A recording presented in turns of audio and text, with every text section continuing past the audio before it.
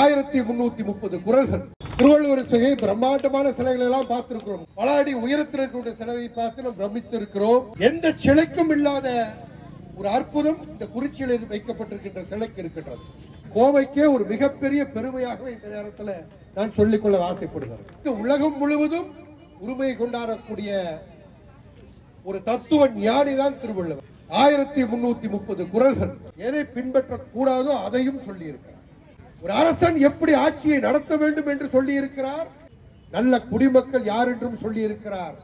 பாதத்துக்கு மேலே அது மதத்தின் சாயம் பூசப்படும். இது எல்லாமே வெறும் 2 வரியிலே அளந்து இந்த உலகத்தையே அளக்கின்ற மாதிரி. வீரமா முனிவர் யார்? கால்டன் என்பவர் யார்? திருக்குறளை அவர்கள் மொழிபெயர்த்து எலிஸ் என்ற ஒரு ஆங்கில துறை திருவள்ளுவரை பற்றி அவர் ஒரு தங்க நாணயமே வெளியிட்டிருக்கிறார். ஒரு மிகப்பெரிய தண்ணீர் பஞ்சம் சென்னையில் ஏற்பட்ட பொழுது இடங்களிலுமே கிணறு தோண்டிய பெருமை அந்த துறைக்கு. திருவள்ளுவருடைய புகழை பாடுவதற்கு நான் கொடுத்து வைத்தவனாக இந்த நேரத்திலே தருணத்திலே சொல்லுகின்றேன். திருவள்ளுவர் இன்று அவருக்கு சில சாயம் பூசப்படுகிறார். எந்த ஒரு கடவுளையும் அவர் சொல்லவில்லை. ஆனால் இந்த கடவுளை வழங்கு என்று எந்த அதிகாரத்திலும் சொல்லவில்லை. இந்த மதத்தை எல்லாம் கடந்துதான் நம்முடைய மனித வாழ்க்கை இருக்க வேண்டும் என்றும் திருக்குறளை ஒவ்வொரு மனிதனும் பின்பற்ற வேண்டும் என்று இந்த பகுதியிலே குளத்தின் நடுவே வைக்கப்பட்டிருக்கிறது. திருவள்ளுவர் சிலை பிரம்மாண்டமான சிலைகள் எல்லாம் பார்த்திருக்கிறோம். குமரியிலே பல அடி உயரத்தில் இருக்கக்கூடிய சிலையை பார்த்து நாம் பிரமித்து இருக்கிறோம். வள்ளுவர் கோட்டத்தில் இருக்க சிலையை பார்த்து பிரமித்து இருக்கின்றோம்.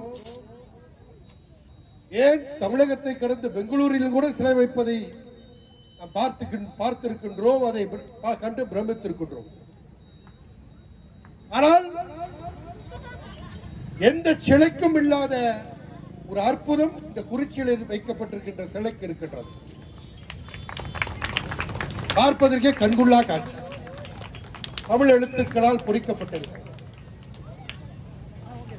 இது இந்த பகுதிக்கு மட்டுமல்ல, கோவைக்கே ஒரு மிகப்பெரிய பெருமையாக இந்த நேரத்தில் நான் சொல்லிக்கொள்ள ஆசைப்படுகிறேன். திருவள்ளுவர் என்பவர் தமிழுக்கும் இந்திய திருநாட்டிற்கும் பெருமை சேர்க்கின்றவர்.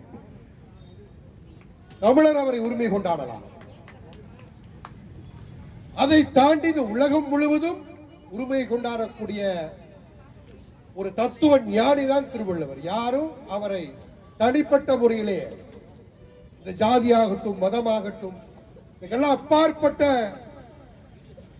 ஒரு ஞானிதான் திருவள்ளுவர் என்பதை நாம் ஏற்றுக்கொள்ள வேண்டும். 1330 குறள்கள். அதுல இல்லாதது எதுவுமே கிடையாது. எதை ஒரு மனிதன் பின்பற்ற வேண்டுமோ அதை சொல்லி இருக்கிறார். எதை பின்பற்றக்கூடாதோ அதையும் சொல்லி இருக்கிறார். ஒரு அரசன் எப்படி ஆட்சியை நடத்த வேண்டும் என்று சொல்லி இருக்கிறார். ஒரு அரசன் கொடுங்கோல் ஆட்சியை நடத்துகின்ற ஒரு கேடு விளைப்பவன் எவ்வாறு இருப்பான் என்றையும் சொல்லி இருக்கிறார். நல்ல குடிமக்கள் யார் என்றும் சொல்லி இருக்கிறார். அவர் தனிப்பட்ட முறையிலே எந்த கடவுளையும் குறித்து அந்த குறளிலே சொல்வதாக யாரும் சொல்ல முடியாது. நல்லா பார்த்தீங்கன்னா கடவுள் இறை வணக்கத்திலையும் கூட இறைவனுடைய பாதம் வரைக்கத்தான் அவருடைய குறள் இருக்கும். ஏன்னா பாதத்துக்கு மேலே அது மதத்தின் சாயம் பூசப்படும். ஒரு பாதத்துக்கு மேலே வந்து விட்டால் அது இந்த மதத்தை சார்ந்தவன் என்பதை உறுதிப்படுத்தப்படும். பாதம் வரைக்கத்தான் திருக்குறளுடைய திருவள்ளுவருடைய குறள் இருக்கும். முன்னோர்களை எப்படி மதிக்க வேண்டும், இது எல்லாமே வெறும் 2 வரியிலே அளந்து இந்த உலகத்தையே அளக்கின்ற மாதிரி. இதுதான் வாழ்க்கை அப்படி என்று சொல்லியவர் தான் திருவள்ளுவர். அவருடைய புகழ் நம்முடைய நாட்டு மட்டுமல்ல, இங்க வந்து கிறிஸ்துவ மதத்தை பரப்புவதற்காகத்தான் கிறிஸ்துவ பாதிரியார்கள் வந்தார். வீரமா முனிவர் யார்? கால்டன் என்பவர் யார்? எல்லாருமே கிறிஸ்துவ மதத்தை பரப்ப வேண்டும் என்பதற்கு வந்தவர்கள். ஆனா அதையும் தாண்டி திருக்குறளை அவர்கள் மொழிபெயர்த்து உலகம் முழுவதும் மதம் கடந்து எடுத்துச் செல்ல வேண்டும் என்ற ஒரு நோக்கத்துடன் உலகம் முழுவதும் எடுத்துச் சென்றார். எல்லிஸ் என்ற ஒரு ஆங்கில துறை 1812ஆம் ஆண்டு 1812ஆம் ஆண்டு சென்னையில் இருக்கும் பொழுது திருவள்ளுவரை பற்றி அவர் ஒரு தங்க நாணயமே வெளியிட்டு இருக்கார். அது மட்டுமில்ல, முதல் திருக்குறளை பதித்த பெருமை ஒரு ஆங்கிலேயருக்குத்தான் இருக்கு. அவர் இந்தியர் என்று பார்க்கவில்லை, நான் வெள்ளையர் என்று அவர் நினைக்கவில்லை. 1812 தான் முதல் முறையாக திருக்குறள் பதியப்பட்டது.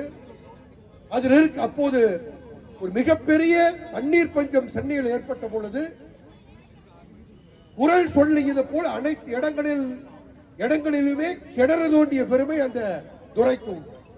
அது கல்வெட்டிலேயே கூட அவர் பதித்திருக்கிறார். ஆகவே திருவள்ளுவர் என்பவர் என்றென்றும் ஒவ்வொரு மனிதனாலும் அவருடைய குறள் வாழ்க்கை முழுவதும் பின்பற்ற வேண்டிய ஒன்றாக கருதப்படுகிறது. அப்படிப்பட்ட திருவள்ளுவருடைய புகழை பாடுவதற்கு நான் கொடுத்து வைத்தவனாக இந்த நேரத்திலே தருணத்திலே சொல்லுகின்றேன். இந்த மாணவமணிகள் சிறு பிள்ளைகள் எல்லாம் வந்திருந்தார். அவர்கள் திருக்குறள் போட்டி, அதே போல திருவள்ளுவர் வேடமணிந்தெல்லாம் போட்டி, இதையெல்லாம் அவர்கள் செய்து அதற்கு பரிசு பெற்றிருக்கிறார். நம்முடைய சிறு வயதில் நம்மளுடைய அடித்தளத்தை காலெடுத்து வைக்கும் பொழுது ஒரு ஞானியை பற்றி தெரிந்து கொள்வதற்காகத்தான் இப்படி எல்லாம் போட்டி நடத்தப்படுகிறது. திருக்குறள் போட்டி என்று சொல்லும் போது திருக்குறளை மனப்பாடம் செய்கிறோம். தாராளமாக இப்போதெல்லாம் மனப்பாடம் என்பது அதுக்குரிய அர்த்தத்தை தெரிந்தால்தான் அது மனதிலே நிற்கும். ஆகவே பெற்றோர் சொல்லிக் கொடுக்கும் பொழுது அதன் அர்த்தத்தை சொல்லித் தருகிறார்கள். வாழ்க்கை முழுவதும் அவர்கள் அந்த திருக்குறளை பின்பற்றுகின்ற அந்த மனப்பக்குவத்தை அந்த வயதில் அடைய வேண்டும் என்பதற்காகத்தான் இப்படிப்பட்ட போட்டிகள் நடத்தப்படுகிறது. திருவள்ளுவர் இன்று அவருக்கு சில சாயம் பூசப்படுகிறார். அவர் மதத்துக்கெல்லாம் அப்பாற்பட்டவர் தான். எந்த ஒரு கடவுளையும் அவர் சொல்லவில்லை. கடவுள் நம்பிக்கை வேண்டும் என்று சொல்லுகிறார். ஆனால் இந்த கடவுளை வழங்கு என்று எந்த அதிகாரத்திலும் சொல்லவில்லை. ஆகவே இந்த மதத்தை எல்லாம் கடந்துதான் நம்முடைய மனித வாழ்க்கை இருக்க வேண்டும் என்பதுதான் திருக்குறளுடைய அந்த கற்றுக் கொடுதல் என்று இந்த நேரத்தில் சொல்லிக்கொண்டு திருவள்ளுவருடைய புகழ் என்றும் நிலைத்திருக்க வேண்டும்.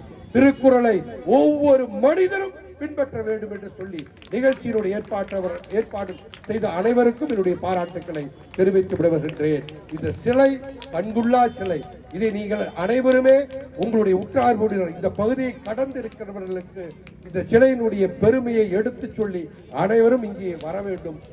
இந்த சிலையினுடைய பெருமை உயர வேண்டும் என்று வேண்டி விடைபெறுகிறேன். நன்றி.